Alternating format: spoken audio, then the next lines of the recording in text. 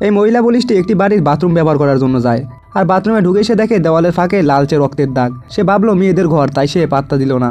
কিন্তু হাত ধোয়ার সময় হঠাৎই সাবান নিচে পড়ে যায়, আর সে ঝুঁকতেই চোখে পড়ে ভয়ঙ্কর দৃশ্য। পর্দার আড়ালে পড়ে আছে একটি মেয়ের লাশ, আর পাশে একটা করাত। সে বুঝে যায় এখানে খুনি আছে, আর হঠাৎ একটি মেয়ে আক্রমণ করে, আর তার নাম ছিল সুইয়ান। তখন দুজনের মধ্যে লড়াই হয়, আর পুলিশ আহত হয়, কিন্তু বাইরে ছিল তার সহকর্মী। সুইয়ান তখন বাইরে গিয়ে হাসি মুখে বলে, তোমার সঙ্গী একটু অসুস্থ।